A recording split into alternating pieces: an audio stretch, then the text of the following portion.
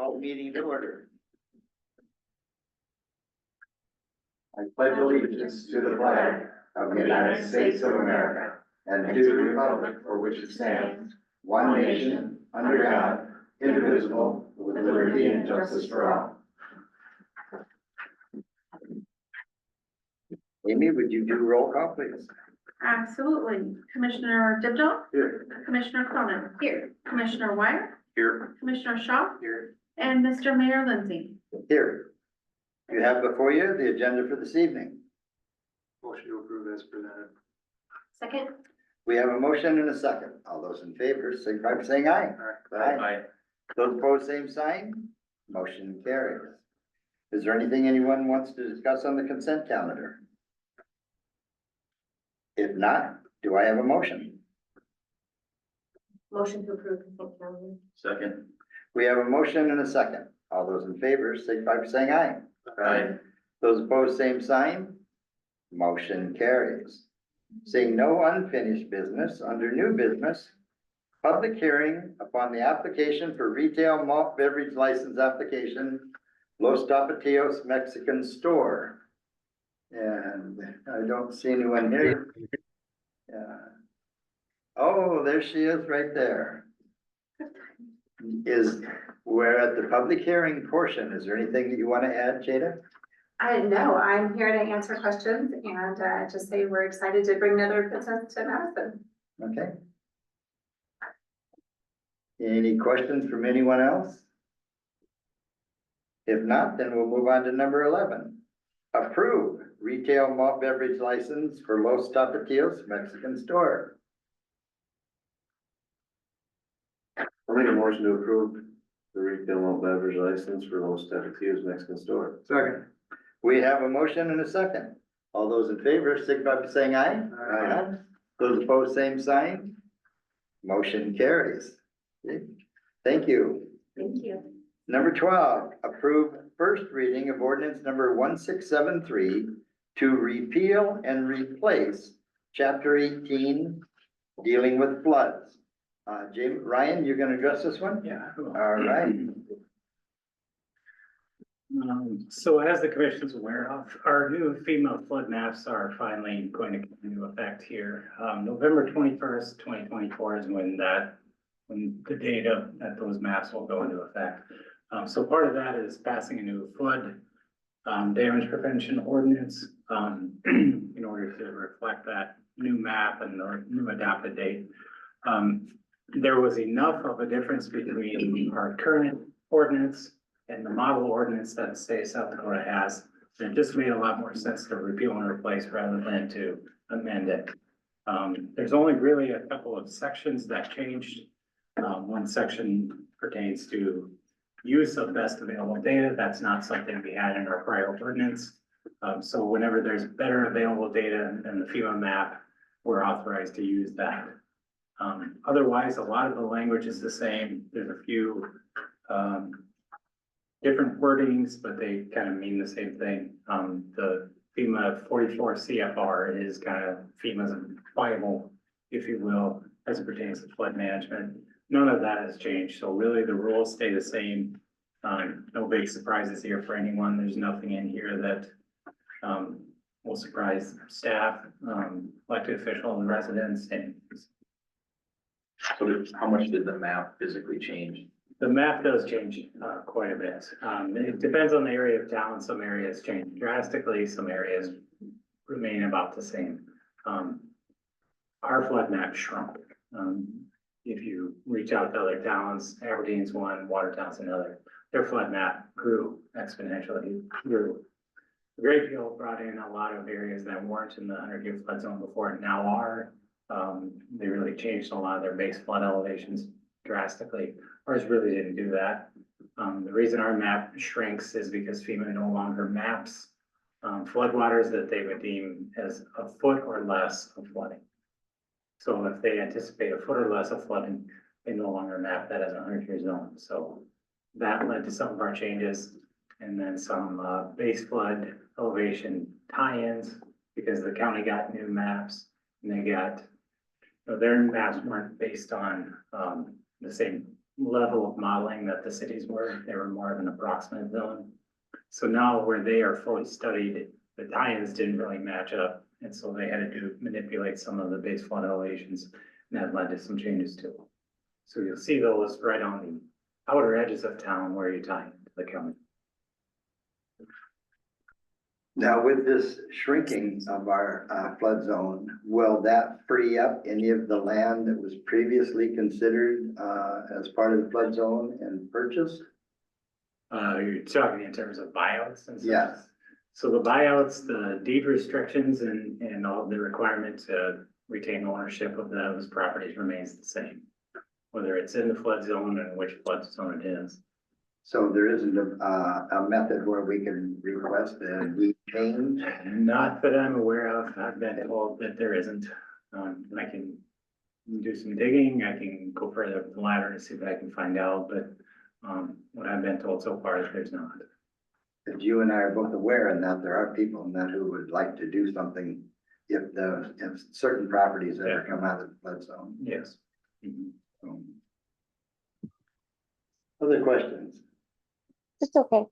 We can clean it up. I'll get you a towel. No, correct, they didn't identify any floodways. No, floodways as part of it too. The regulatory floodway has also shrunk a little bit. That's most evident down at down at 4th Street and Union Avenue at the garden plots. So a lot of that area was all regulatory floodway before. In fact, the floodway came all the way up to 4th Street. Now it recedes way back. So if that area were ever to be, you know, I know a couple of years ago, it was talked about maybe doing something in that area as far as parks go or something of that nature. That's going to be a lot more easy to do now. Other questions? Very good. Jameson, you have anything to add? Brian covered it. All right. With no other questions in that, do we have a motion to approve the first reading of ordinance number 1673? I'll make a motion to approve first reading of ordinance number 1673 to repeal and replace chapter 18 floods. Second. We have a motion and a second. All those in favor, signify by saying aye. Aye. Those opposed, same sign. Motion carries. Number 13, set a date of public meeting, Egan Avenue reconstruction, RD funding application for October 21st, 2024, 5:30 PM here in the commission room. And now Jameson or Ryan? Wait, go ahead. So as you're aware, we're applying for multiple funding sources for the Egan Avenue reconstruction project. We've already applied for SRF funds, the transportation alternative that we had the special meeting about, and now rural development. The finance office is working on that RD funding application.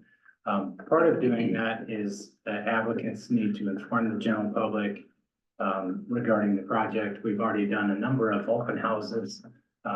But those don't count. The only one that really counts is the one that's being convened for the purpose of the application itself. So we have to hold a public hearing, invite the citizens to come and discuss the project, share with them project details, and we can utilize those boards that KLJ had previously shared.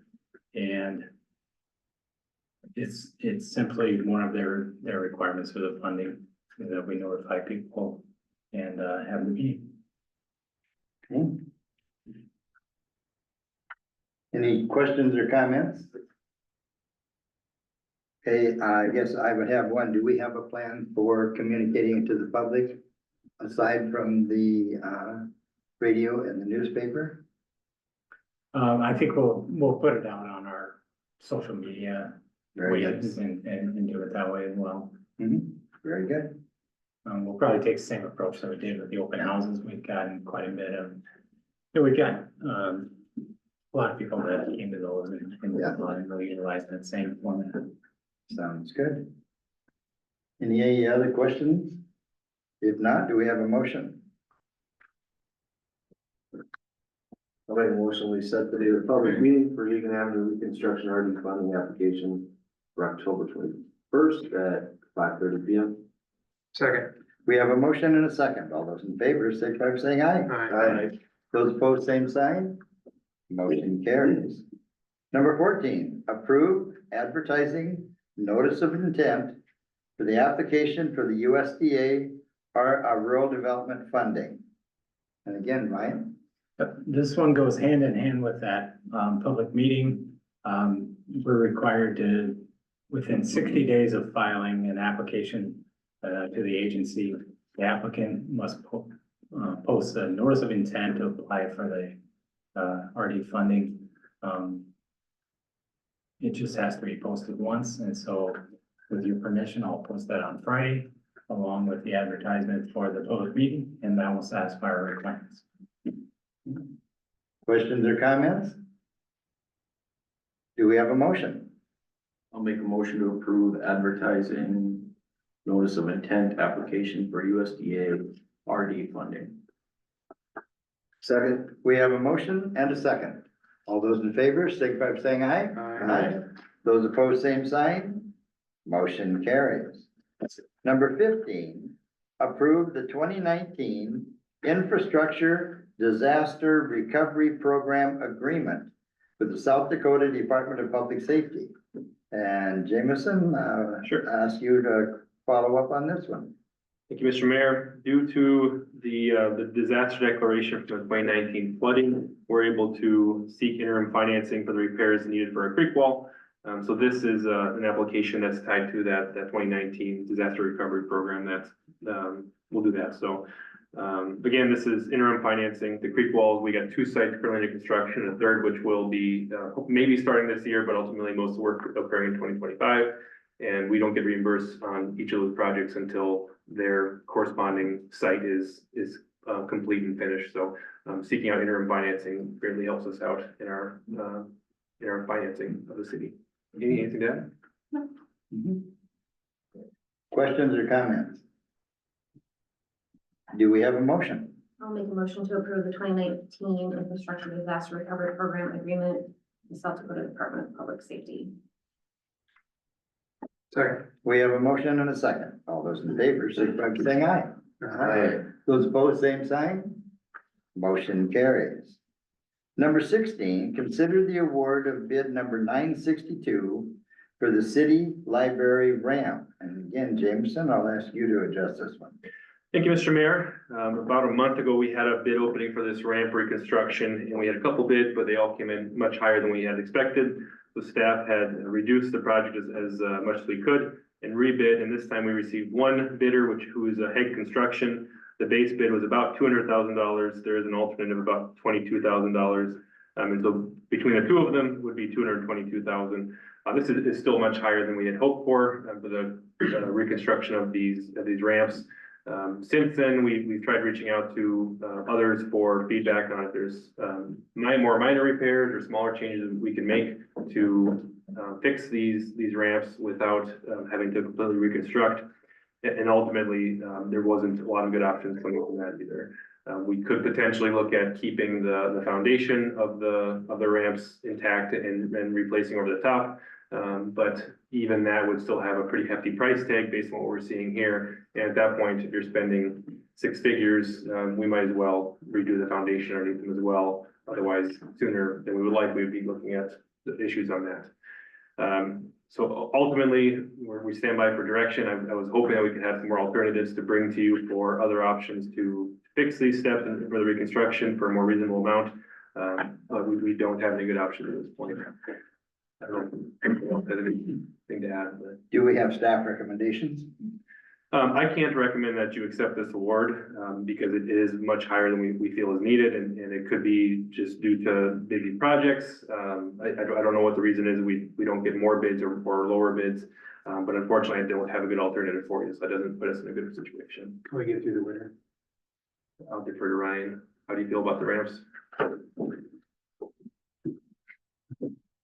I think we could get through the winter. They haven't deteriorated a lot further. We could do some shoring or something like that to make sure that it stays up and stays in place. I'm pretty confident we can get someone to come in and do that fairly inexpensively and maybe with our own staff. It'd be nice if we could get through the winter and then just try to open up a bit in the spring and see if we can get some favorable. The only issue then is the grant fund, Yeah. that at least I had applied for. I believe that needed to be spent by March, and so likely wouldn't be able to bid a project by then. And the grant amount was for, I don't recall I that. don't remember the amount either, I wish I did. 60,000?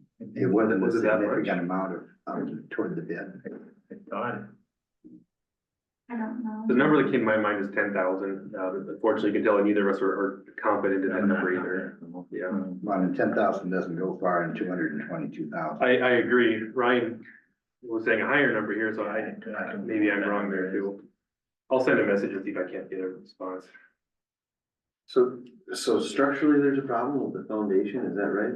So on the backside of the ramps themselves, the wall is kind of falling away. It was, it's kind of a block wall on the backside, So that's on the east side or is that on both?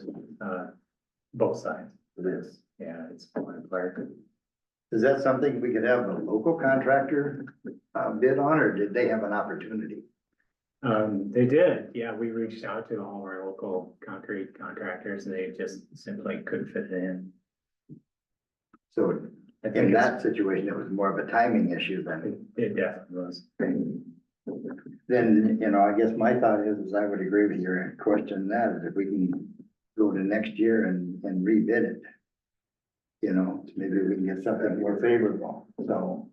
Because of the grant, Is there any way we can table this until we find out more of what that grant was and the? Yes, Yeah, there sure is. could. Yes, Yeah, we have 30 days to accept this, which is bid open last week and the first, it looks like. So if you wanted to table for a meeting, we could get that information. Yeah, for Could we you. have a special meeting? yes. Yeah, I don't think you need to, but you sure could. Was the grant to rebuild or repair? I mean, can we use It was that? just simply towards the project. Yeah, From the Library Association, I think it was. Maybe a repair for the winter would qualify. Hmm. to get us to the Good question. If someone would like to make a motion to table, we can do that. I'll make a motion, we table this until we get the numbers we need. I'll second. We have a motion and a second. All those in favor, signify by saying aye. Aye. Those opposed, same sign. Motion carries. Number 17, consider award of bid to the Park Creek Walls improvements. Go ahead, Ryan, you can tackle that. Sorry, I didn't print out the actual bid, and so I don't have that in front of me.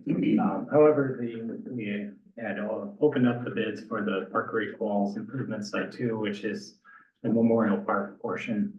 And bids came in under the engineer's estimate. I think it was about 4.3 million. I think our estimates were around 5 million.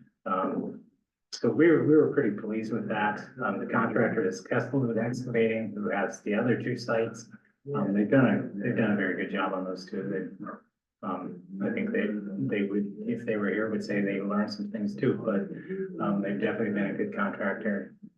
They've shown their capability, and we would recommend that we award the bid to them. And I can confirm the numbers. Ryan's memory was serving him very well. Doing some rounding, the bids range from 4.3 to 6.8 million. The engineer's estimate was right at 5.0 million. The low bid, to be exact, was $4,287,401, and I concur with everything Ryan has said.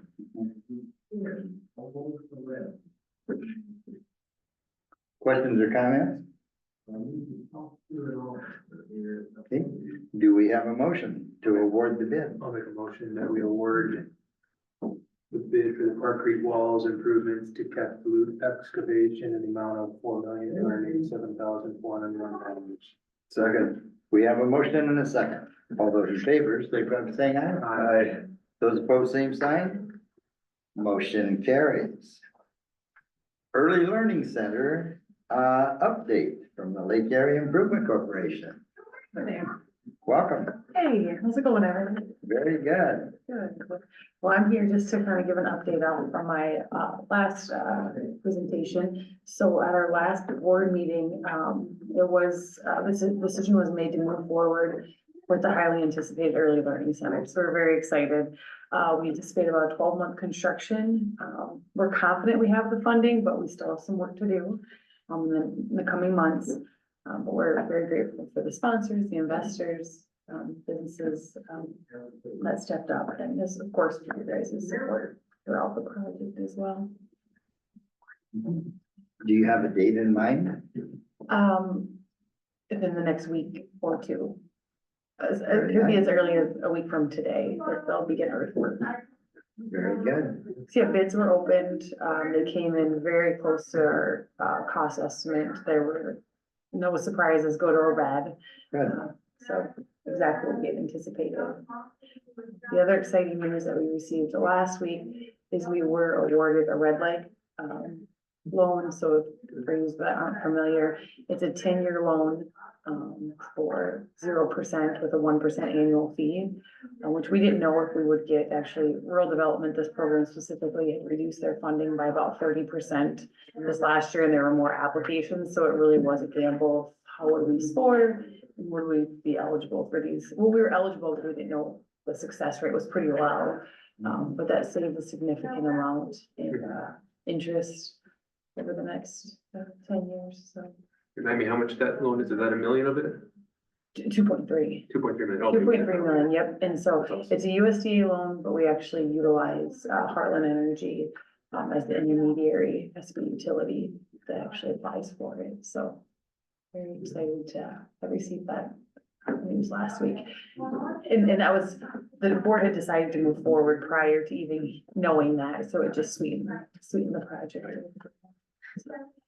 Very nice. It's shaping up very well. No, We're at 12 months very much ago, needed. and yeah. Very much needed.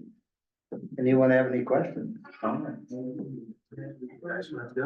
Yeah, Yeah, it's a long time coming. yes, Yeah, congratulations. It's really a big yeah, step. And congratulations. I know that you and your whole board have been working on this for a long time. Yeah. Congratulations. October 22nd, mark your calendars, we'll have an official groundbreaking, with, some type of celebration afterwards. I don't know what it looks like yet. There's a lot of people to coordinate. Yeah. I just know the date, 4 o'clock, October 22nd. I'm confident in that. No, very nice. Very nice. Anyone else have any questions or comments? Oh, thank you, Brooke, for all your work. Yes. And thank you for keeping us updated. Yeah, it's exciting. Thanks for doubling the size of our audience today too. Yeah. They're very intrigued. Yeah. Yeah. Thank you. Thank you all. All right. And Jameson, October city updates. Thank you. Thank you, Amy. So we have another exciting month here. First and foremost is possibly most exciting is we have the lead line survey complete. So I know the last few months we've been slowly ticking up and really want to pause here and just give a huge shout out to all of our staff in the utilities departments and really all over. There's a few of them in particular that really have taken this project under their wing, and they've done a fantastic job of getting it to completion. Ultimately, they did get the permission to for our staff who have visually inspected lines in the past to be able to go in and enter those, aren't lead lines, and that helped to get these last ones into the finish line. And so this project is marked complete, and we have met our federal requirement to survey 100% of our lead lines in town. So it's a big deal. Thanks to Nate and his team. And the question is, did we find him? I believe we had a couple lead lines, which we had found pretty early on, and there's a couple spots that if there were gonna be lead lines, we had a good likelihood of knowing where they were at. So, I don't know if we have a numbers, it's about 2 of them, Nate, do you remember? Higher than that. A little bit higher, Okay. maybe 100? No, far from that. Just kidding. More than 10 or under. Okay, yeah, so hopefully single digits there. Any other questions on that? The question that I would have is, with our water and that, does that have any effect on the people that have those lines? Or does our water not, how do I want to say, contribute to adding lead to the water on those residences? I'd say you're safe. Okay. As far as federal guidance at this point, it's just run your water. If you have lead lines, if you're concerned, there's no immediate remediation that needs to occur. That guidance could be 2 to 5 years old, so. And they correct me if I'm wrong, but I think when the staff found some of those lead lines, they did some testing to determine particles per million or whatever it is in the water, and I think it was coming well under the safe. There's consistently mandated state testing where you're gonna be in a cycle and copper testing. That's been going on for decades. And, at this point, there's been no red flags or guidance would come from the state because that's been a mandatory program for quite some time. So. Very good. And the reason I asked the question is I know somebody's gonna come up and say, wow, do we have an issue? And it's good to hear that we don't. Oh, very good. Thanks, Dave. Next, we want to welcome a newest member to the city team, Carrie Blanc. She has joined our finance office as a cashiering and finance assistant. And she's been there for about 2 weeks now, and she came back for day 2, so that's always a good mark for success in my book. So welcome, Carrie. She's on week 2 now? And I knew she should pass day 2, but happy to have her join us. Some other things our employees have been working on is we've been using some volunteer hours in the community. We had a large number of employees go around the community and clean up right before DSU had their day of giving. So we kind of focused on some of the areas more in the outskirts that we knew they weren't going to hit. We were able to pick up a number of bags of trash and clean up the community that way. And we've also been delivering Meals on Wheels through occasionally throughout the last few months as well. Our list of active projects, as you can see, we still have a large number of projects that are ongoing here. And I'll move into the major improvements. A lot of these have reached kind of their punch list phase. And so for segments 1, 2, and 3, 9th and Union, North Union, Roosevelt, Maplewood, 8th Street areas, those have all had their walkthroughs. If they had anything over the last month, it's been paving, dirt work, seeding, and all that's remaining on those projects are punch list items. Segment 5A has made good progress over the last month. The first phase of that project had the second lift of pavement installed. And in the second phase of the project, they've completed the sanitary sewer as well as soil cement and subgrade. So the next step on that is paving. And Ryan, was that this week or is it next week? Probably next week. Next week, paving. Okay, that's right. Yeah, curb this week and then hopefully paving next week. So that one is making good progress. And then finally, the creek walls. The 2 sites that were awarded, 1 and 3, have had more progress. Site 1 is substantially complete, and so all that's left in that punch list. On site 3, they're doing riprap and grading over the last month, and they did need to do some reworking of the channel due to the measurements on the bottom. So they're going to be continuing to do that rework before they can move on to their substantial completion designation. Any questions on those projects? Okay, and then some other street projects we'll make note of is first off, our 2024 chip seal, our fog coat was completed this year, a week or so ago. So you probably noticed in a number of areas, especially around our downtown, but elsewhere as well. Looks like new black surface on there. So they completed that fog coat. I think it went very smoothly and it looks very nice.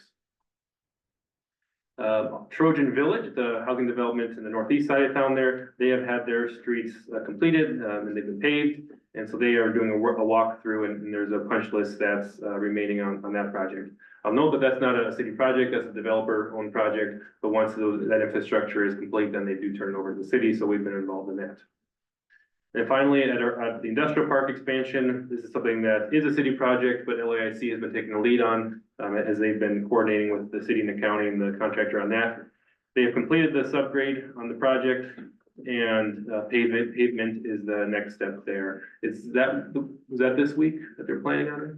No, they're working on curb on that one too. Both projects, I was thinking of curb this morning. Yeah, curb. Thank you. Update on our administration building. Completion is still looking at November of 24. They're certainly on track to do that. Well, the last month they've been working on cabinetry on the first floor, and they're starting to get into some of the finishings, the final painting. They completed the sprinkler pressure test as well. And upcoming second lift of asphalt, that was planned to start occurring this week. And then they're going to continue those finishings. That's flooring, wallpaper, more painting, a lot of finishing work over the last month or 2 here. And then some of the city parts that we're responsible for and Journey Group isn't responsible for, we're working on as well. So that's installation of the access controls throughout the building, security cameras, and the audio visual as well. Question. Yeah. In the original plans and that, it shows a handicap sidewalk going down on the south side of the wall.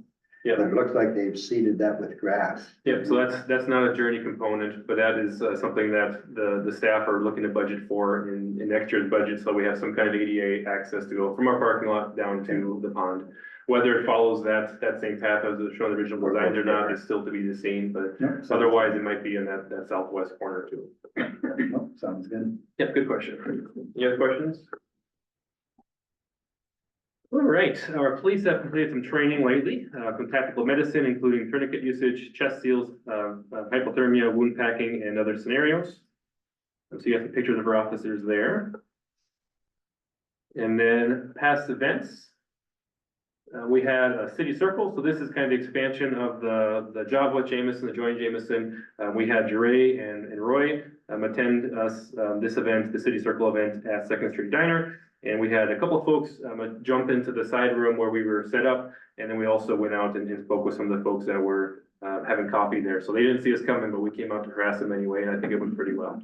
So thank you both for attending that. And we're gonna plan to keep doing those occasionally over the next few months as well to increase in our community engagement. The library, as always, has a lot of great events going on. So some of these pictures you see, the winners of their first spelling bee, which I had the pleasure of emceeing, and it was a really fun event. And they were doing such a good job of spelling that we had to come up with more and more words, and pretty soon I'm just trying to pronounce them correctly. And they were doing a really good job, and ultimately we did come to some winners there that are shown on the left. We'll go on to the next slide. There we go. Some other events that they've had, they had a candidate, not a candidate forum, excuse me,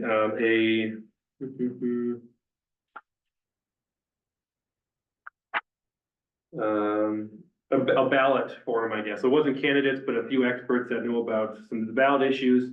They were able to present some information on those issues, and the candidates are going to be coming forward on November's ballot here. And so they were able to have some nice conversations on those events.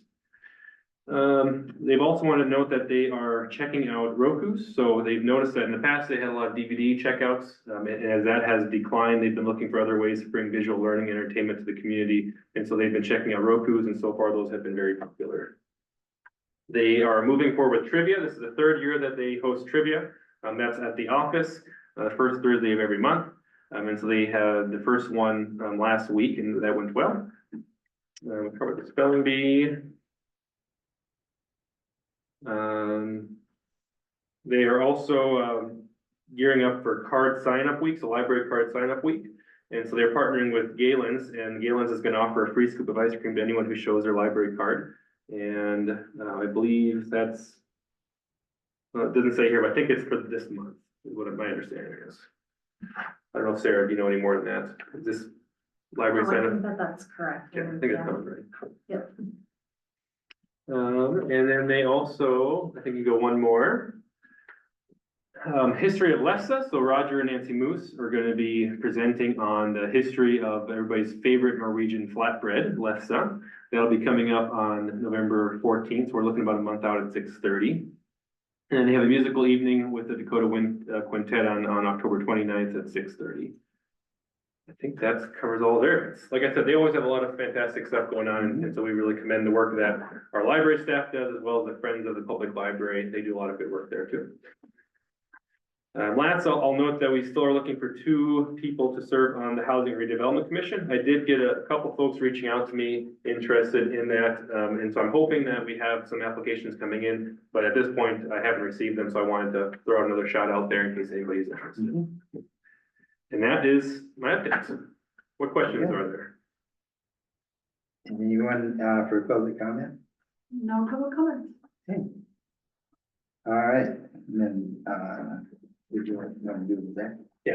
Okay. No sales tax yet? No, that would be Second meeting of the month. the second meeting. Okay.